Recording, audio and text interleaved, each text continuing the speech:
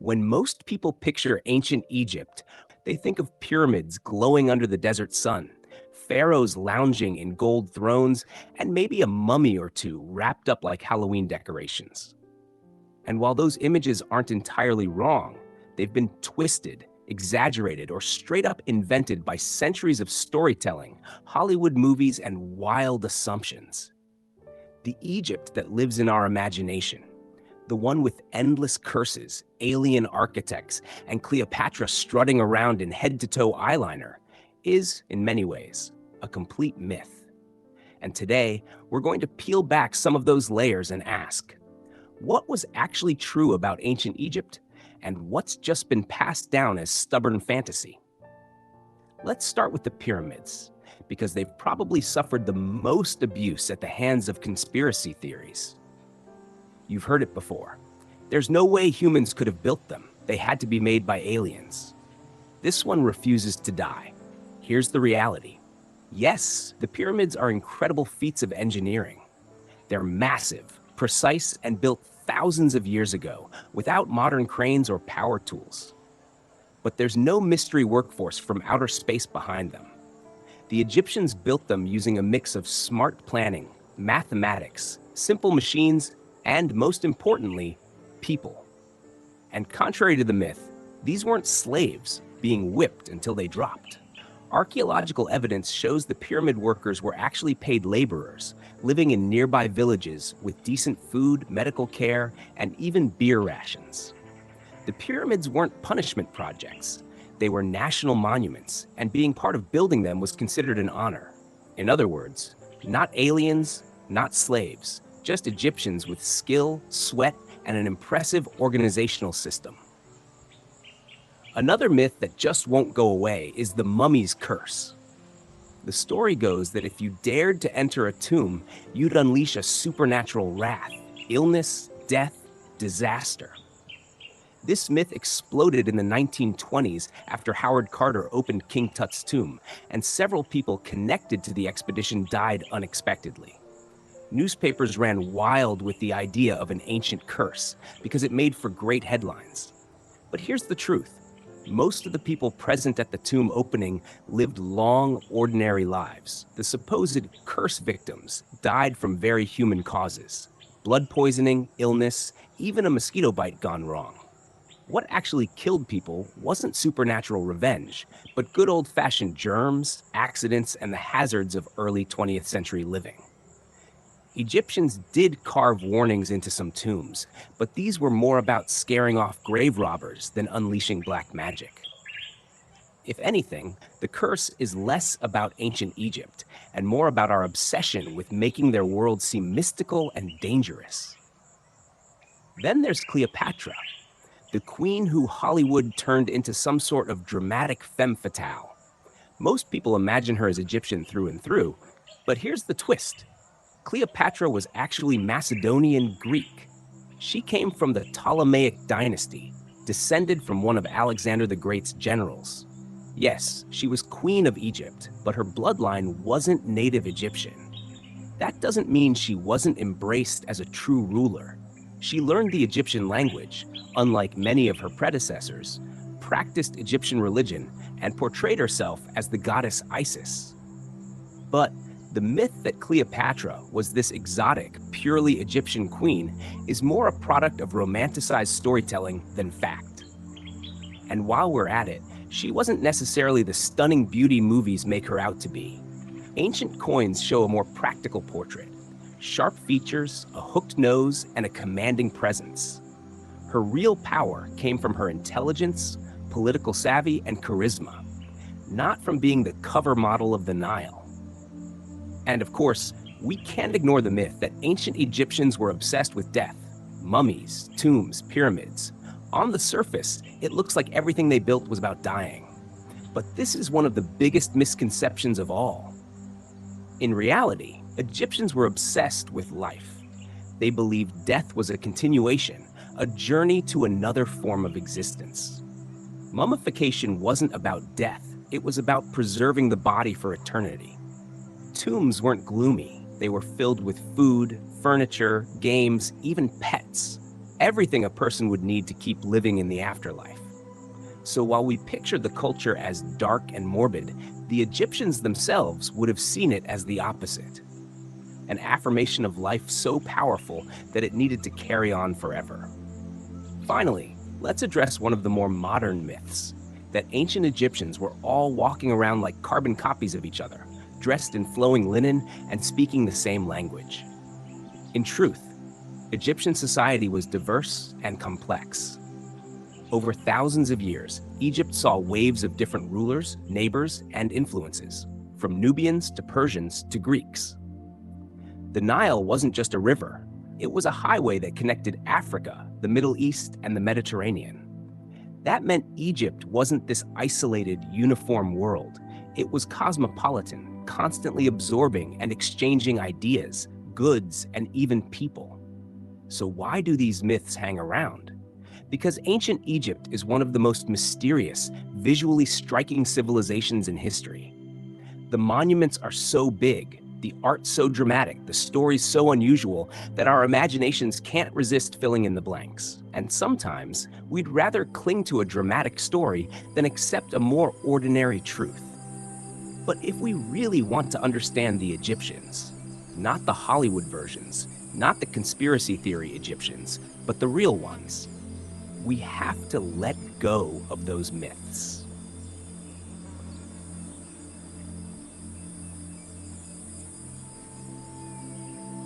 Hi, traveler. Welcome back. Tonight, we journey into the heart of ancient Egypt, not the version painted by Hollywood or conspiracy theories, but the Egypt that people actually lived in, loved in, and built over thousands of years. Along the way, we'll call out some of the most stubborn myths, but more importantly, we'll explore the real world of this civilization, the people and culture that gave it life, the geography and nature that shaped its destiny, the history carved in stone and blood, and finally, the place Egypt holds in our present day. So let's begin with the people, their daily rhythms, their beliefs, their joys and struggles. Because Egypt was more than just pyramids and pharaohs. It was a living culture. When you think of ancient Egypt, it's easy to picture towering statues and golden treasures, but most Egyptians were farmers, craftsmen, fishermen, and traders. Their lives revolved around the Nile, which wasn't just a river, but the beating heart of the entire civilization. Every year, its predictable floods left behind rich black soil that made Egypt one of the most fertile lands in the ancient world. And because of this, Egyptian society developed with a sense of stability. People weren't constantly moving or warring for food like some of their neighbors. They built permanent homes, permanent fields, permanent communities. This is where the myth of Egypt as a land obsessed with death begins to crack. In reality, they were obsessed with living well in a place where nature gave them enough security to dream beyond survival. Their homes reflected this balance between simplicity and practicality. Most people lived in modest mud brick houses, which stayed cool in the blazing desert heat.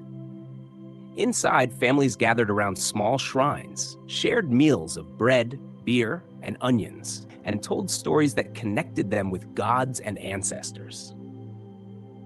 And contrary to the myth that ancient people lived short, brutish lives, many Egyptians, especially those with even a little wealth, lived longer than expected for the time.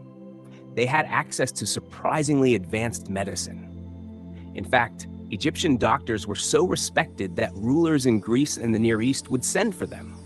They could set broken bones, perform rudimentary surgeries, and even write prescriptions for things like headaches or stomach pains, some of which included honey, herbs, or garlic, which modern science has proven to have antibacterial properties. Family life was central to their world. Women in Egypt, unlike in many other ancient societies, enjoyed significant rights. They could own property, inherit wealth, and even initiate divorce if they wanted. That doesn't mean it was a paradise of equality. Men still dominated the political and military spheres, but women could carve out real influence, especially within the family and the economy. And at the very top, we do see powerful queens like Hatshepsut or Cleopatra, whose legacies show that Egyptian culture had space for female leadership in a way that Rome or Greece rarely did. Religion, of course, was everywhere, not in the way we sometimes imagine it, as priests chanting curses in tombs, but as a daily presence that shaped how Egyptians saw the world. They didn't separate the sacred from the everyday. A fisherman might pray to Sobek, the crocodile god, before heading to the river. A farmer would thank Osiris for the Nile's flood. Even in their games and music, gods and myths appeared as characters. And while the pantheon of gods looks overwhelming at first, Ra, Isis, Anubis, Horus, the stories around them weren't just abstract mythology. They were lessons about order and chaos, life and death, love and betrayal. They gave meaning to the regular cycles of nature that Egyptians depended on so deeply. One myth that needs clearing up here is the idea that Egyptians were constantly surrounded by death rituals. Yes, mummification and tombs were important, but they weren't everyday concerns for most people. A farmer's main worry wasn't his afterlife preparations. It was whether the barley crop would grow, whether the granary had enough food for winter, and whether taxes to the pharaoh could be paid without losing too much. The afterlife mattered, but it wasn't a morbid obsession. Egyptians loved music, banquets, perfumes, and dance. They painted lively scenes on tomb walls, not because they were death-obsessed, but because they wanted their eternal life to be full of joy, color, and abundance. Education and literacy also played fascinating roles in their culture. While most people couldn't read or write, those who became scribes occupied a special status. Learning hieroglyphics was difficult. It required mastering hundreds of symbols, each with its own meaning. But scribes were the keepers of knowledge, recording everything from tax records to epic myths. And contrary to the myth that hieroglyphics were some sort of mystical language, they were actually very practical. Yes, they looked beautiful, carved into temple walls, but at their core, they were about documenting life, contracts, trade, even jokes and graffiti scratched onto stones by bored workers. And we can't talk about culture without mentioning art. Egyptian art is often dismissed as repetitive, stiff figures, profile heads, large eyes. But there was a reason for this style. Art wasn't about realism. It was about order and meaning. The way a pharaoh was drawn wasn't to show what he really looked like. It was to show his eternal power. The size of figures mattered too. Gods and rulers were large, servants were small. It was a visual language, not just decoration. And it wasn't all serious either. Archaeologists have found playful figurines, painted pottery with jokes, even satirical drawings poking fun at politicians. Egyptians may have worshipped gods and built pyramids, but they also had a sense of humor. Food and leisure bring this culture to life even more. Bread and beer were staples, so much so that they were often used as currency. Meat and fish were rarer, reserved for special occasions. Dates, figs, and honey added sweetness to their diets. And when they weren't working, Egyptians played board games like Senet, which was so popular it appears in tomb paintings. Imagine sitting in a mud brick courtyard at dusk, with a jug of beer, some roasted goose if you were lucky, and a game board laid out. Egypt wasn't just about eternal stone monuments. It was about moments like these, repeated across generations. So when we strip away the myths, the aliens, the curses, the obsession with death, what we find is a people deeply human. They laughed, they argued, they loved their children, and they cared for their sick. They created a society stable enough to last for over 3,000 years, not because of magic, but because of their ability to organize, adapt, and find joy in the life that the Nile gave them.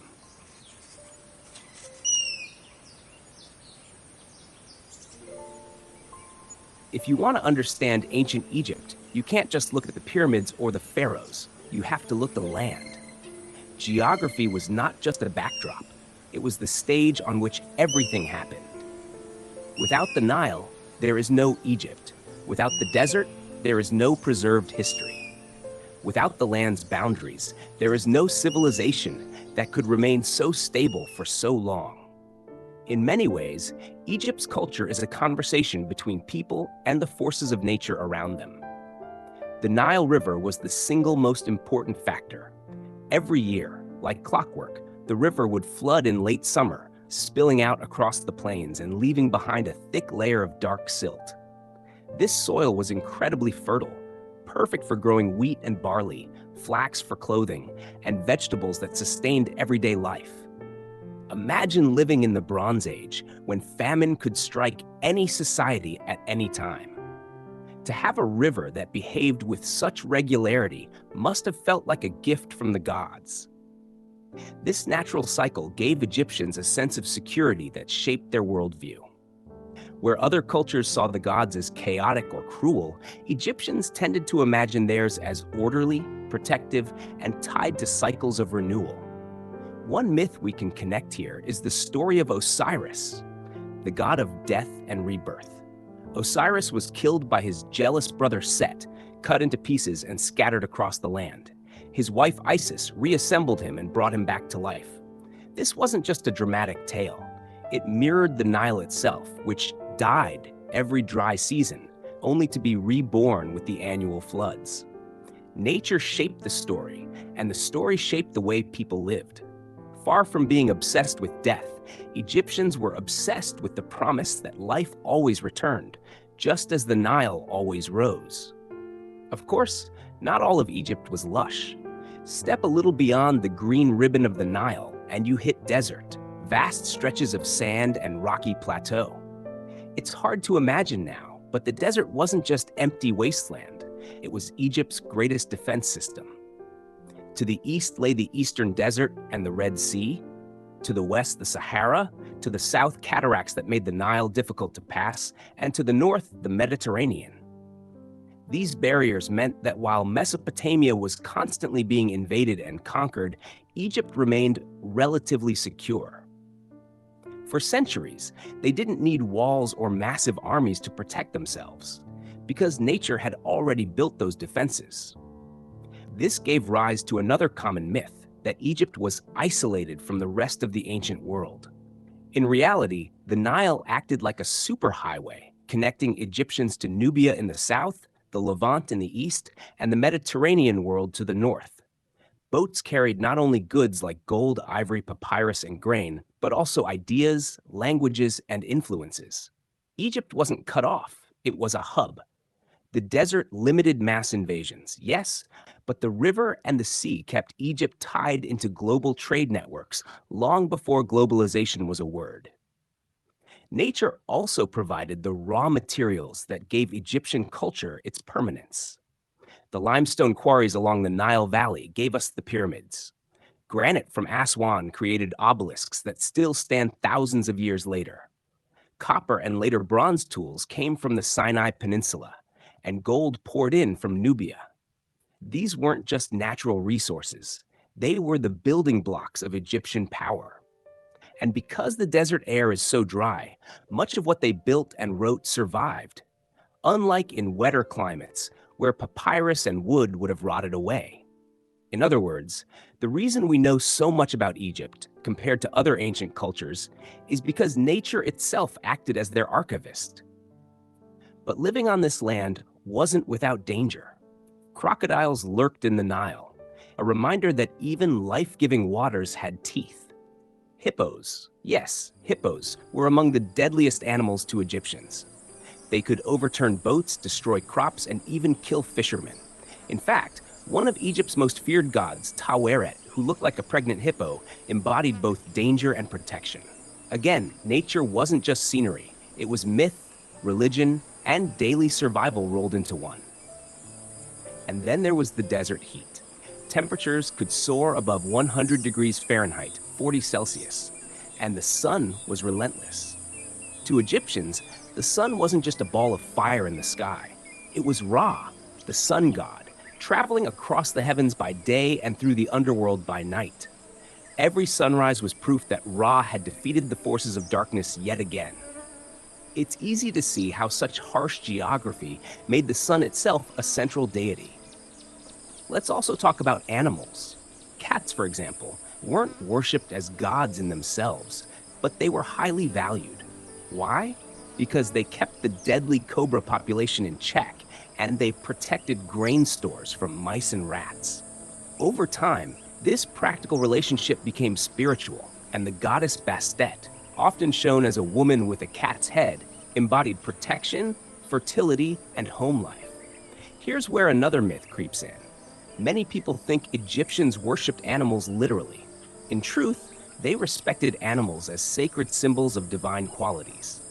A hawk wasn't worshipped as a bird, but as the earthly form of Horus. A bull wasn't holy in itself, but it represented fertility and strength. Nature was their lens for understanding the divine. Egypt's geography also dictated social structure. Because farming was so reliable, Egyptians could generate food surpluses, which allowed for specialized jobs: scribes, artisans, priests, soldiers. But it also meant taxes, because the pharaoh and the temples controlled the land and its harvests. In a sense, geography created politics. Whoever controlled the Nile controlled Egypt. Wars were often about borders along the river or access to trade routes through the deserts. Even the famous division between Upper and Lower Egypt is rooted in geography. Upper Egypt was the narrow valley in the south, while Lower Egypt was the broad delta in the north. The unification of these two regions around 3100 BCE wasn't just a political event. It was the moment when geography became a single, cohesive nation. There's also a myth that the desert was only a place of death and tombs. In reality, it was a place of resources and spirituality. The Valley of the Kings, where pharaohs were buried, sits deep in the desert, not just because it was hidden from tomb raiders, but because the cliffs and landscape themselves were considered sacred. The desert also provided minerals, semi-precious stones, and routes to neighboring lands. It wasn't just emptiness, it was opportunity and mystery. The Nile Delta, meanwhile, was a different world altogether. A sprawling, marshy expanse, it provided fish, papyrus reeds, and access to the Mediterranean. But it also made Egypt vulnerable. Invaders like the Sea Peoples, or later Persians, often came through the delta. This tension, fertility and danger, gift and curse, is what made geography so central to Egyptian thought. The land itself was alive, unpredictable at times, but usually generous. Finally, we should mention climate. Ancient Egypt wasn't always as dry as it is today. Thousands of years ago, before the rise of pharaonic civilization, parts of the Sahara were green, with lakes and grasslands. As the climate shifted and the desert expanded, people crowded closer to the Nile, which only heightened its importance. Some researchers even argue that this climate change pushed humans into creating the centralized state we now recognize as Egypt. In a sense, the desert created Egypt by forcing people to depend entirely on the river. So when you think of Egypt's geography, think of it as a conversation. The Nile gave life, the desert gave protection, the animals gave inspiration, and the climate shaped destiny. The myths about Egypt, that it was obsessed with death or isolated from the world or blindly worshipped animals, are all rooted in misunderstandings of this relationship with nature. To Egyptians, life was about harmony with their environment. The river wasn't just water, the sun wasn't just light, the desert wasn't just sand. They were all part of a living system, one that Egyptians understood and respected deeply. And perhaps that's why their civilization lasted so long. Geography wasn't just the stage, it was the story itself.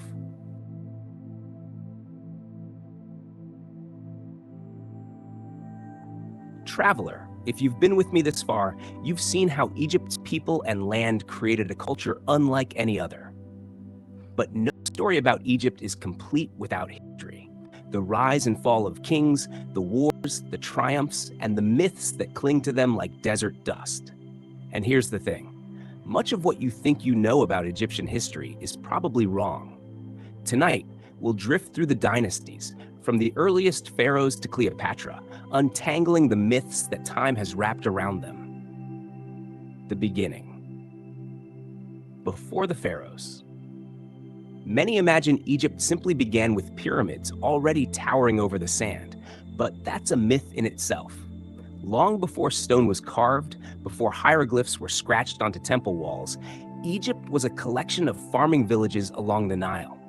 Around 5000 BCE, people settled by the riverbanks, planting wheat and barley, fishing and herding animals.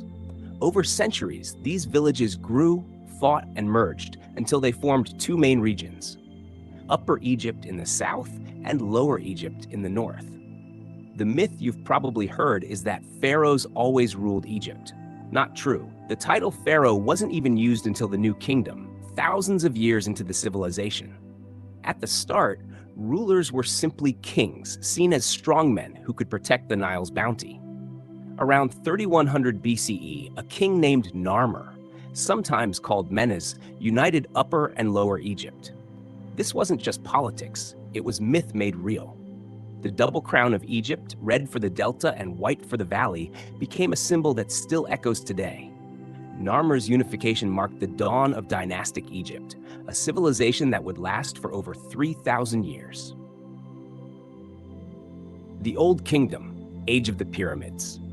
When most people picture ancient Egypt, they picture this period, the Old Kingdom, c. 2686 to 2181 BCE. The myth here is simple but stubborn. The pyramids were built by slaves.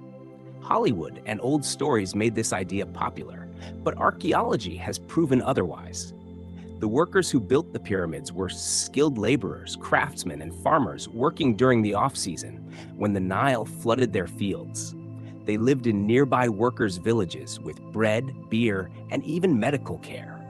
These were national projects, symbols of pride, not punishment. The Great Pyramid of Giza, built for Pharaoh Khufu around 2560 BCE, was the tallest man-made structure on Earth for over 3,800 years. Think about that. Long after Rome fell, long after the Great Wall of China rose, the Great Pyramid still stood unmatched.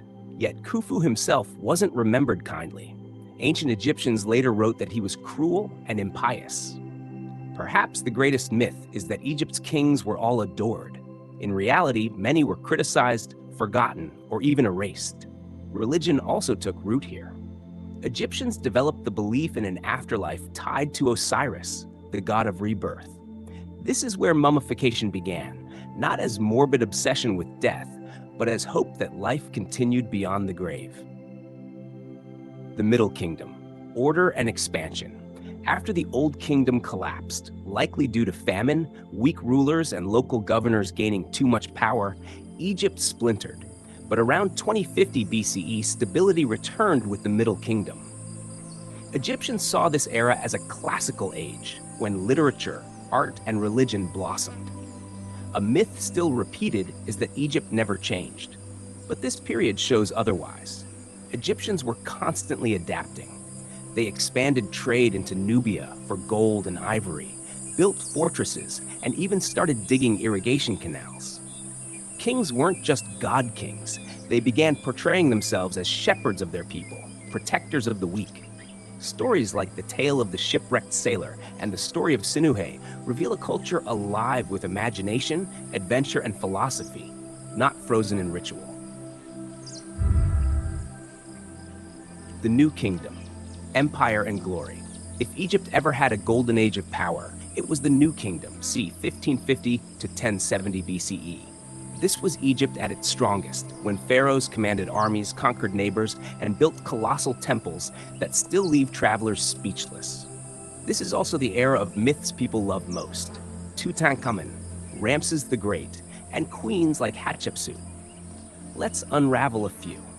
First, Tutankhamun. His tomb's discovery in 1922 made him a global celebrity. But in truth, he was a minor king who ruled only about 9 years. His fame today is due to his tomb being one of the few found largely intact, not because of great deeds. The myth of the curse of the pharaohs grew from his tomb, after several archaeologists died mysteriously. But modern science explains those deaths as infection, disease, or coincidence, not supernatural vengeance. Second, Ramses II, or Ramses the Great. He ruled for 66 years, fought the famous Battle of Kadesh against the Hittites, and filled Egypt with monuments to himself.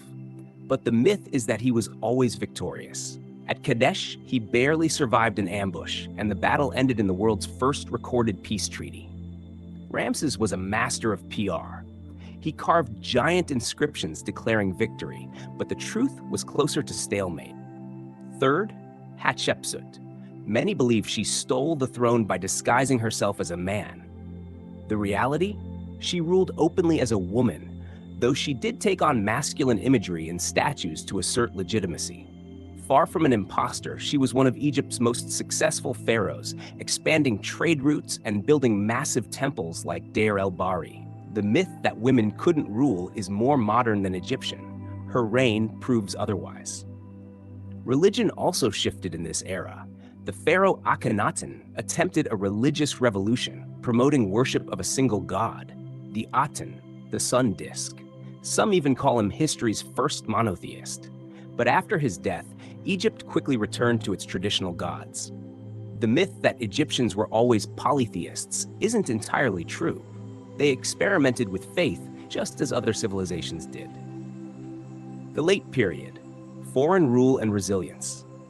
After the New Kingdom, Egypt entered centuries of decline and revival. Libyans, Nubians, Assyrians, and Persians all took turns ruling Egypt. But here's the myth, that foreign conquest erased Egyptian culture. In reality, Egypt absorbed invaders as much as it was absorbed. Conquerors often adopted Egyptian titles, customs, and gods, blending cultures rather than replacing them. One striking example is when Alexander the Great arrived in 332 BCE. He was hailed as pharaoh, and his successors, the Ptolemies, ruled Egypt as Greek-Egyptian kings. Temples still rose in traditional style, even as Greek language and culture mingled with the old. Cleopatra and the end of ancient Egypt. And then, of course, we come to Cleopatra VII, the last of the pharaohs. Here lies one of the greatest myths of all, that Cleopatra was defined by beauty and seduction. Roman writers, especially hostile ones, painted her this way.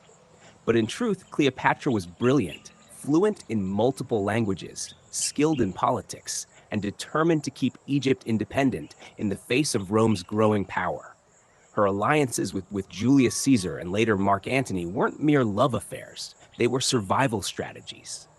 She saw that without Rome, Egypt could not last.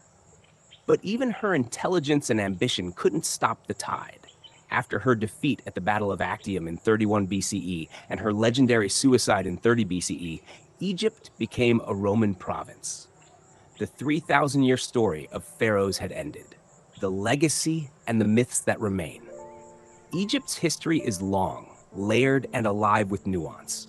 But myths persist, that they worshipped cats as gods, that pyramids were built by slaves, that mummies carried curses, that Cleopatra was just a temptress, that Egypt was static and unchanging. Each of these myths simplifies a civilization that was anything but simple. The truth is richer. Egypt was a land of constant adaptation, villages to kingdoms, isolation to empire, tradition to innovation. Pharaohs weren't divine tyrants so much as symbols of unity, holding together a land stretched thin between desert and river. Religion wasn't about death, but about life renewed. And Egypt wasn't frozen in time. It was a culture that evolved, collapsed, revived, and endured for millennia. That endurance itself might be the most amazing fact of all. Think of it. Ancient Egyptian civilization lasted longer than the time between Cleopatra's death and us today. Its history is not just pyramids in the sand. It's the story of human imagination, resilience, and belief.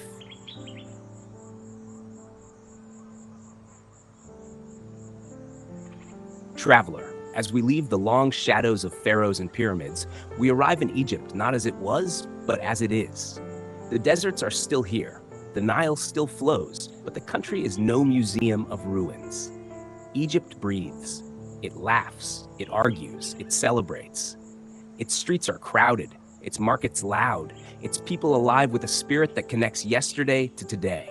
And perhaps the greatest myth of all is that Egypt is only ancient, that it belongs only to dusty history books or glass cases in museums. The truth is that Egypt is as modern, chaotic, and vibrant as any place on Earth, while still carrying whispers of its past in almost everything you see. Step into Cairo and you'll feel it immediately. The city doesn't so much welcome you as sweep you up. Cars, scooters, and buses weave in patterns that would terrify a traffic engineer, but somehow no one collides. Street vendors sell roasted corn, falafel, and sweet hibiscus drinks. Children chase footballs on sidewalks. Minarets rise above apartment blocks, their calls to prayer mingling with the honking of horns and the chatter of markets. Cairo is a city of more than 20 million people, but also a city that can feel like a single neighborhood where everyone knows each other's business. And yet, look closer, and you'll notice how much of this modern bustle is wrapped in echoes of the past. The call to prayer you hear 5 times a day? It floats from mosques, many of which are centuries old, built in styles that trace back to Cairo's medieval golden age. The foods people eat, bread, lentils, onions, beer-like drinks, aren't so different from what workers at Giza dined on 14,500 years ago. Even the word for bread in Egyptian Arabic, aish, literally means life. That's not a coincidence. In ancient Egypt, bread was the staple of survival, and in many ways, it still is. Life along the Nile is just as telling. The river remains the spine of the country, winding through cities, farms, and villages. Without it, Egypt would be only desert. The myth we sometimes hear in classrooms is that the Nile was only important in ancient times, as if its power faded when the pyramids crumbled. But today, it's every bit as vital. Farmers draw its waters to grow wheat, rice, and cotton. Fishermen still cast their nets at dawn, just as their ancestors did. Families gather along its banks in the evenings, picnicking under palm trees, or strolling as the water reflects the lights of passing boats. The Nile is not just a relic of history, it's the heartbeat of modern Egypt. Of course, Egypt has changed in ways even pharaohs couldn't imagine. Skyscrapers pierce the skyline of Cairo. The internet connects villages to the world. Airplanes cross the desert in hours, where caravans once took weeks. But culture is not erased by progress, it adapts. Consider weddings. In ancient times, Egyptians celebrated unions with music, dancing, and feasts. Today, the traditions are louder, faster, and flashier. Bride and groom often arrive in a motorcade of cars honking through the streets, but the essence remains. Music still fills the air. Drums and dancing are still at the center, and yes, even the act of breaking things in joy survives. While Greeks are known for smashing plates, Egyptians sometimes fire celebratory gunshots into the sky. Different objects, same spirit. Joy so fierce it needs to break out physically. Another myth we should set aside is the idea that Egyptians today are somehow distant from their ancient ancestors, as if the line was broken. But ask anyone walking the streets of Luxor or Aswan, and they'll tell you, the past is not gone, it is present. Farmers plowing fields sometimes unearth pottery or stone tools, reminders that their farmland is layered with history. Many Egyptian families tell stories of descent from pharaonic times, blending identity with ancestry. Even language carries traces. Modern Egyptian Arabic is filled with words and expressions rooted in Coptic, the last stage of the ancient Egyptian language. When a shopkeeper greets you or a grandmother scolds a child, they are using echoes of a tongue spoken on the banks of the Nile thousands of years ago. But perhaps nothing shows this continuity more than festivals. Every year, Egyptians celebrate Sham el-Nessim, the smelling of the breeze, on the first Monday after Easter. Families picnic outdoors, eating salted fish, onions, and lettuce. To an outsider, it looks like just another spring holiday. But this festival dates back to the pharaohs, when Egyptians marked the coming of spring with almost identical foods. Imagine that, an entire country carrying on a 4,000-year-old picnic without interruption. Not in a museum, not in a textbook, but in parks and fields today. Religion, too, blends old with new. The majority of Egyptians today are Muslim, with a Christian minority tracing its faith back to some of the earliest centuries of Christianity. But look deeper, and you'll notice echoes of pharaonic traditions still shimmering beneath. The idea of the afterlife as a journey, the importance of burial and remembrance, the symbolism of light and water. These carry a family resemblance to beliefs once tied to Osiris and Ra. You could say Egypt never truly abandoned its old gods. It transformed them, weaving new threads into the same fabric. This blending of eras even shapes art. Walk through the bazaars of Cairo or Aswan, and you'll see paintings of pyramids beside calligraphy of Quranic verses, scarab amulets sold next to modern jewelry, papyrus painted with both pharaohs and football stars. Egyptians are not shy about their history. They live with it daily, not as nostalgia, but as part of their identity. And when they laugh about the myths tourists believe, that mummies carried curses, that Cleopatra bathed in milk, that pyramids were built by aliens, they laugh with a kind of affection. For Egyptians, history is not a mystery to solve. It is family. Yet, life here is not all history and tradition. Modern Egypt wrestles with challenges as any country does: economic struggles, political debates, generational shifts.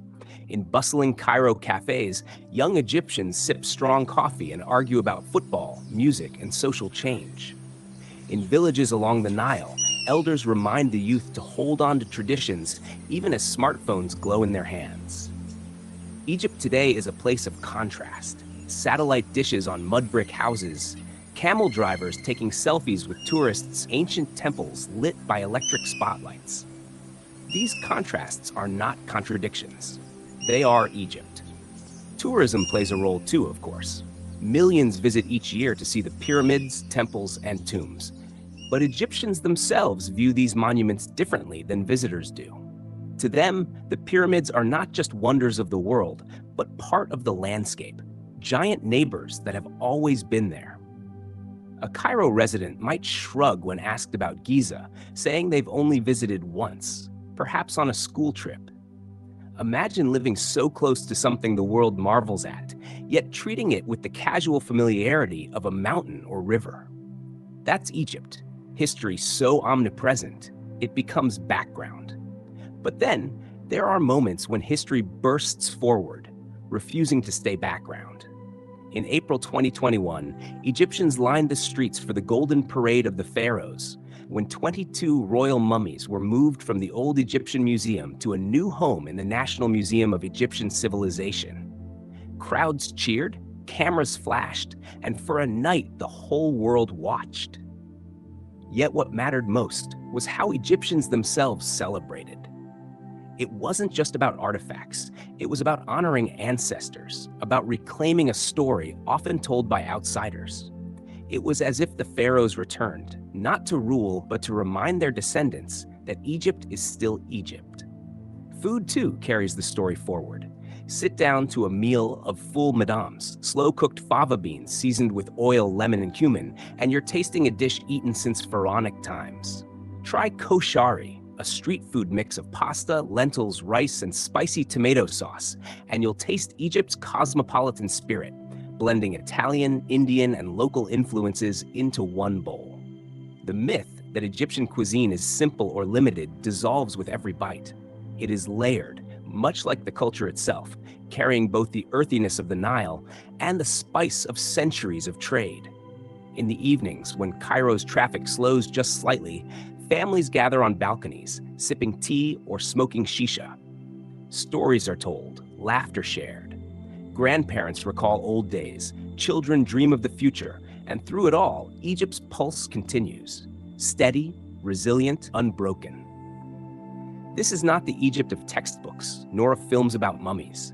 This is the Egypt of today, a place where history is not buried but lived, where the myths of the past are retold with a smile, and where modern life hums in the same rhythm as the ancient river. And so, traveler, we return to where we began, the myths of Egypt, that it was only about death, when in fact it was always about life, that it was static, when it was endlessly changing, that its people are separate from their ancestors, when in truth they walk in their footsteps daily. Modern Egypt is not a shadow of the past.